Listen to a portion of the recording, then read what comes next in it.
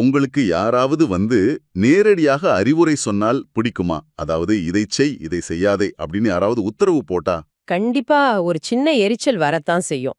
எனக்கு தெரியும், நீ சொல்ல வேண்டாம் அப்படிங்கிற ஒரு எண்ணம் வரும். ஆமாம், அது மனித இயல்பு இல்லையா? மனித மனங்களுக்கு நேரடியாக சொல்லப்படும் அறிவுரைகளை விட ஒரு கதையாகவோ அல்லது ஒப்பீடாகவோ சொல்ற விஷயங்கள் தான் ரொம்ப ஆழமாக பதியும். 100க்கு 100 உண்மை. இந்த உளவியலை தான் நாம இன்னைக்கு பார்க்க போறோம். கரெக்ட். நமது அன்றாட பேச்சில் உள்ள இந்த விஷயத்த பல 100 ஆண்டுகளுக்கு முன்பே தமிழ் இலக்கணத்துல ஒரு விதியாக மாற்றி வைத்திருக்கிறார்கள் என்றால் உங்களால் நம்ப முடிகிறதா? ஓ, நீங்க அணிகள் பத்தி பேச வரீங்கன்னு நினைக்கிறேன். அதேதான். செய்யுளுக்கு அழகு சேர்ப்பது அணி. முதல் அணி பாத்தீங்கன்னா பிரிதுமொழிதல் அணி. ஓகே, இத பத்தி சொல்லுங்க. இத பத்தி படிக்கும்போதே எனக்கு ஒரு கதை ஞாபகம் வருது. மலையப்பன்னு ஒரு கடின உழைப்பாளி இருந்தான். அவனுக்கு உழைக்க மட்டும்தான் தெரியும், தன் உடல் நலத்துல கொஞ்சமும் அக்கறை காட்ட மாட்டான். சரியாக சொன்னீர்கள். இதனால அடிக்கடி நோய்வாய்ப்பட்டு படுத்த படுக்கையாகி விடுவான். இப்போ ஒரு முறை அவனை பார்க்க அவனது உறவினர் ஒருவர் வராரு. என்ன சொல்றாரு? அவர் மலையப்பனை பார்த்து, தம்பி, சுவர் இருந்தால்தான் சித்திரம் வரைய முடியும், இதை நன்றாக புரிந்து கொள் அப்படின்னு சொல்லிட்டு போயிடுறாரு. ஓஹோ, ரொம்ப சுவாரஸ்யமா இருக்கே. மலையப்பனும் எனக்கும் இப்பதான் புரியுது, இனி என் உடல் நலத்துல அக்கறை செலுத்துவேன் அப்படின்னு சொல்றான். இத படிக்கும்போது எனக்கு ஒரு கேள்வி எழுந்தது. என்ன கேள்வி அது? அந்த உறவினர் ஏன் நேரடியாகவே மலையப்பனிடம் உடம்பை பார்த்துக்கொள், அப்போதான் உழைக்க முடியும் அப்படின்னு சொல்லல? எதற்கு இப்படி சுவர் சித்திரம்னு சம்பந்தமில்லாம பேசணும்? நீங்க ஆரம்பத்திலேயே ஒரு உளவியல் பற்றி குறிப்பிட்டீர்கள் அல்லவா? அதுதான் எங்கும் வேலை செய்யுது. எப்படி சொல்றீங்க? நேரடியாக அறிவுரை சொன்னா மலையப்பன் அதை காது கொடுத்து கேட்டிருக்க மாட்டான். என் உடம்ப பத்தி எனக்கு தெரியும்னு தட்டி கழிச்சிருப்பான். ஆமா, அது உண்மைதான். ஆனா அந்த உறவினர் நேரடியாக அறிவுரை சொல்வதை தவிர்த்து ஒரு ஓமையை, அதாவது ஒரு ஒப்பீட்டை மட்டுமே அங்கு கூறுகிறார். சுவர் இருந்தால்தான் சித்திரம் வரைய முடியும் அப்படிங்கிற அந்த ஊமை. கரெக்ட். அப்படி ஒரு காட்சியை மலையப்பன் மனசுல விதைக்கிறார். ஓஹோ, அப்படியென்றால் மலையப்பனின் மூளை அந்த ஊமையை எடுத்துக்கொண்டு சுவர் என்பது என் உடல், சித்திரம் என்பது என் உழைப்பு அப்படின்னு தானாகவே ஒரு முடிவுக்கு வருது. மிக துல்லியம். ஒருவரை சிந்திக்க வச்சு சொல்ல வந்த கருத்தை அவர்களாகவே உணர வைக்கும் போது அதோட தாக்கம் பல மடங்கு அதிகமா இருக்கும். இது ரொம்ப பவர்ஃபுல்லான ஒரு விஷயம். ஆமாம், அவர் ஓமையை மட்டுமே கூறினார், கருத்தை மலையப்பன் உணர்ந்து கொண்டான். இதுதான் பிரிதுமொழிதல் அணி. அதாவது நேரடியாக சொல்லாமல் பிறதொன்றை சொல்லி புரிய வைப்பது, சரிதானே? அதேதான். இது கேட்பதற்கு மிகவும் சுவாரஸ்யமாக இருக்கும். இதையே நாம் வள்ளுவர் எப்படி தன் திருக்குறளில் கையாண்டிருக்கிறார் என்று பார்ப்போமா? கட்டாயம் பார்க்கலாம். திருக்குறளில் இதுக்கு ஒரு அற்புதமான எடுத்துக்காட்டு இருக்கு. எந்த குறள் அது? கடலோடா கால்வல் நெடுந்தேர், கடலோடும் நாவாயும் ஓடா நிலத்து. ஆம், இதோட பொருளை கொஞ்சம் வரிக்கு வரியாக பார்ப்போமா? நிச்சயமா. கால்வல் நெடுந்தேர் அப்படின்னா வலிமையான சக்கரங்களை கொண்ட பெரிய தேர். அந்த தேர் நிலத்தில் மிக கம்பீரமாக ஓடும். ஓகே, தேர் நிலத்தில் ஓடும். ஆனா அத கொண்டு போய் கடல்ல விட்டா ஓடுமா? ஓடாது, மூழ்கிடும். கண்டிப்பா மூழ்கிடும். அதே போல கடலில் மிதந்து செல்லும் நாவாய், அதாவது கப்பல் நிலத்துல ஓடாது. இதுதான் வள்ளுவர் சொல்லும் உவமை. இதோடு குறள் முடிந்து விடுகிறது. தேர் நிலத்தில் ஓடும், கடலில் ஓடாது. கப்பல் கடலில் ஓடும், நிலத்தில் ஓடாது. ஆனா இதன் உள்ளே ஒளிந்திருக்கும் செய்தி என்ன? அவர் சொல்ல வரும் ஆழமான கருத்து இதுதான். ஒவ்வொருவருக்கும் அவருக்கான உரிய இடத்தில்தான் வெற்றி கிடைக்கும். வாவ், இது ரொம்ப ஆழமான ஒரு கருத்து. ஆமாம், தனக்கு பொருத்தமில்லாத ஒரு களத்தில் இறங்கி வெற்றி பெற முடியாது. ஒரு மாபெரும் கப்பலாகவே இருந்தாலும் நிலத்துல அது ஒரு அடி கூட நகர முடியாது. அதைப்போல நாமும் நமக்குரிய சரியான இடத்தை தேடி செயல்பட வேண்டும். கரெக்ட். இங்க பாத்தீங்கன்னா வள்ளுவர் வெறும் தேர், கப்பல் என்ற ஓமையை மட்டுமே சொன்னார். நாம் பொருத்தமான இடத்தில் செயல்பட வேண்டும் என்ற அறிவுரையை அவர் எங்கும் நேரடியாக குறிப்பிடல. அதை நாம் தாமாகவே உணர்ந்து கொள்கிறோம். அருமை. கூற வந்த கருத்தை நேரடியாக சொல்லாமல் வேறொரு ஓமை மூலமாக உணர வைப்பது. ஆமா. அப்படியே இதுக்கான முக்கிய குறிப்புகளையும் புல்லட் பாயிண்ட்ஸை தந்துடலாம். சொல்லுங்க. இதோ 2 முக்கிய குறிப்புகள். குறிப்பு 1, பிரிதுமொழிதல் அணியில் உவமை மட்டுமே இடம்பெறும்.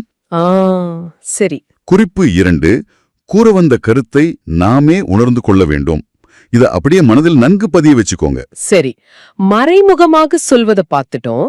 ஆனா சில நேரங்கள்ல உண்மைய நெத்தியடியா ஒப்பிட்டு சொல்ல வேண்டியிருக்கும். அப்ப என்ன பண்றது? இங்குதான் நாம் அடுத்த அணிக்கு செல்றோம். அது வேற்றுமை அணி. இது ஒப்பீட்டின் வலிமையை காட்டும் ஒரு அணி.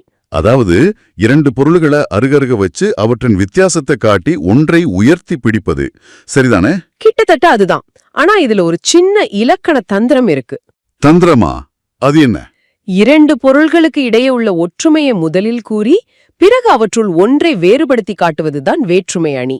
ஓ, ஒற்றுமையை சொல்லிட்டு பிறகு வேற்றுமையை சொல்வதா? எனக்கு மிகவும் பிடித்தமான ஒரு தேன் மற்றும் வெள்ளை சர்க்கரை ஒப்பீடு ஒன்று இருக்கு. சொல்லுங்க. இரண்டுமே இனிப்புச் சுவை உடையவைதான். இது அவற்றின் ஒற்றுமை. ஆனா தேன் உடலுக்கு நன்மை செய்யும், வெள்ளை சர்க்கரை உடலுக்கு தீங்கு செய்யும். இது வேற்றுமை. ரொம்ப சரியான உதாரணம். எடுத்த உடனே வித்தியாசத்தை சொல்வதை விட இரண்டும் ஒன்றுதான் ஆனா அப்படின்னு சொல்லும்போது அதனுடைய தாக்கம் அதிகமாக இருக்கு. ஆமா, அந்த முரண்பாடு தான் அழகே. மனித மூளைக்கு இந்த ஒரு அடிப்படை ஒற்றுமையை முதலில் கொடுத்துவிட்டு பிறகு அதை உடைத்து வேறுபாட்டை காட்டும்போது அந்த செய்தி ஆழமாக பதியும். கரெக்ட். இந்த உத்தியை தான் திருக்குறளில் வள்ளுவர் மிக அழகாக பயன்படுத்துகிறார். தீயினால் சுட்ட புண் உள்ளாரும் ஆறாதே, நாவினால் சுட்டவடு. இந்த குறள் எல்லாருக்கும் ரொம்ப பரிச்சயமான ஒண்ணுதான். ஆமாம். இங்கே நெருப்பு மற்றும் கொடுஞ்சொல் ஆகிய இரண்டையும் வள்ளுவர் எடுத்துக்கிறார். ஓகே. இவை இரண்டுக்குமே ஒரு மனிதனை சுடும் தன்மை இருக்கு, காயப்படுத்தும் தன்மை இருக்கு. இதுதான் ஒற்றுமை.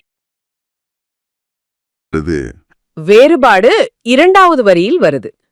நெருப்பினால் ஏற்பட்ட காயம் உடம்பில் தழும்பாக இருந்தாலும் ஒரு கட்டத்துல உள்ளே ஆறிவிடும். ஆனா வார்த்தை, கோபத்துல ஒருவரை பார்த்து நாம விட்ட கடுமையான வார்த்தைகள் இருக்கிறதே, அது அவங்க மனதை விட்டு எப்போதுமே நீங்காது. அந்த வடு ஒருபோதும் ஆறாது.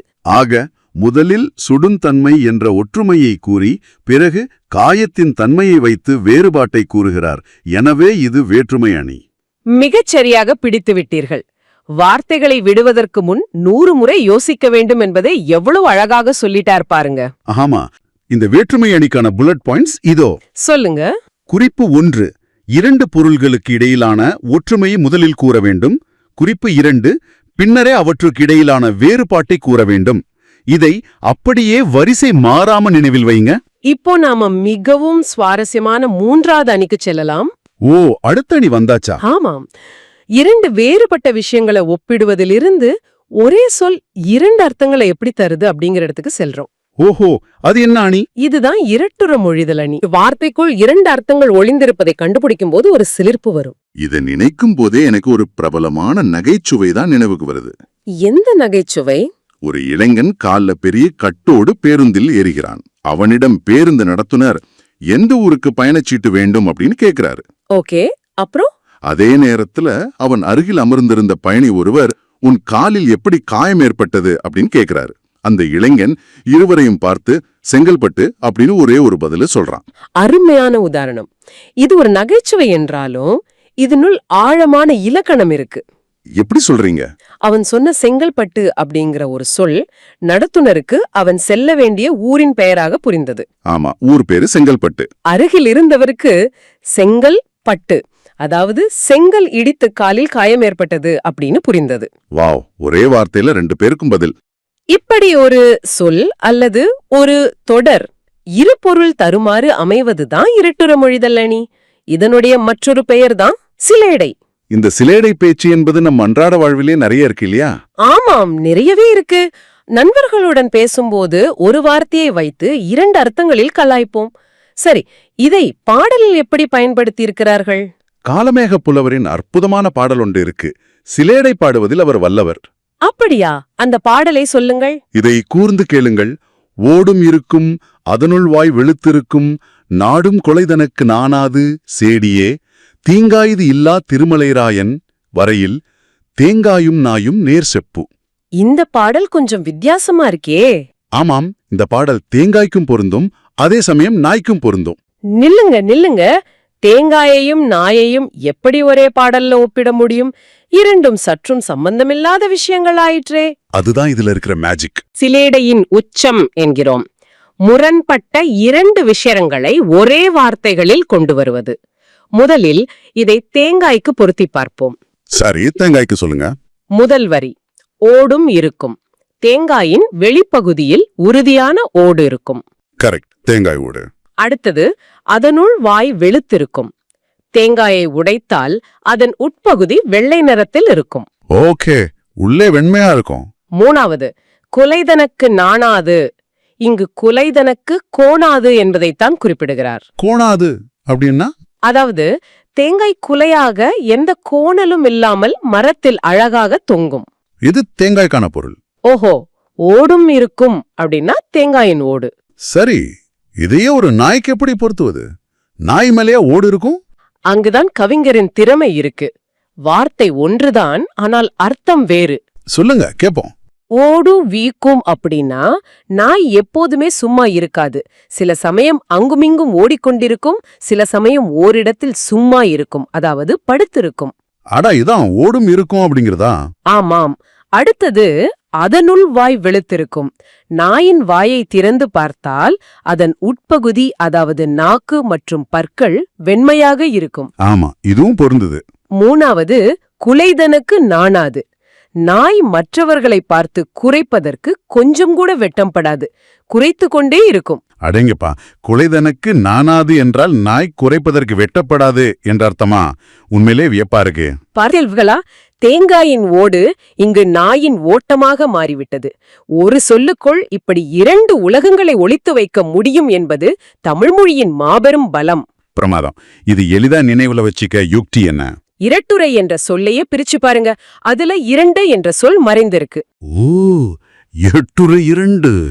ஆமாம், ஒரு சொல் 2 அர்த்தம். இதுதான் இரட்டுற மொழிதல் அணி.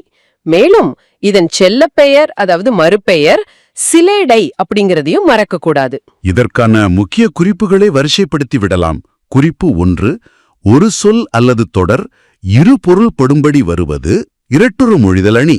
சரி. குறிப்பு 2, இதன் வேறு பெயர் சிலையடை. மிக அருமை. இதுவரை நாம் 3 முக்கியமான அணிகளை பார்த்துட்டோம். பிரிது மொழிதல் அணி, வேற்றுமை அணி மற்றும் இரட்டுற மொழிதல் அணி. சரி நேயர்களே, ஒரு கற்கும் ஆர்வலராக நீங்கள் இந்த விஷயங்களை எல்லாம் மிக கூர்ந்து கவனித்து விட்டீர்கள். ஆனா இது ஒரு ஆடியோ கையேடு என்று சொல்லியிருந்தோம் அல்லவா? ஆமாம், தேர்வுக்கு தயாராகணும் இல்லையா? தேர்வில் இவை எப்படி வினாக்களாக வரும்? இதுவரை நாம் பேசியதிலிருந்து உங்கள் நினைவாற்றல் எவ்வளவு சிறப்பாக இருக்குன்னு சோதித்து பார்க்கலாமா? ஓ, வினாவிடை பகுதி ஆரம்பமாக போகுதா? ஆமாம், இதோ ஆரம்பமாகிறது நம்முடைய அதிரடி வினாவிடை பகுதி, ராபிட் ஃபயர் Q&A.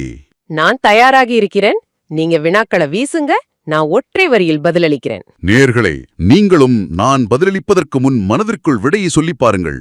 உங்களால் முடியுமா என்று பார்ப்போம். ஆரம்பிக்கலாம். சூப்பர். ஒரு சின்ன விதியை சொல்லிடுறேன். நான் கேள்விகளை மிக வேகமாக கேட்பேன். நீங்களும் அதே வேகத்தில் பதில் சொல்ல வேண்டும். முதல் கேள்வி, செய்யுளுக்கு அழகு தருவன எவை?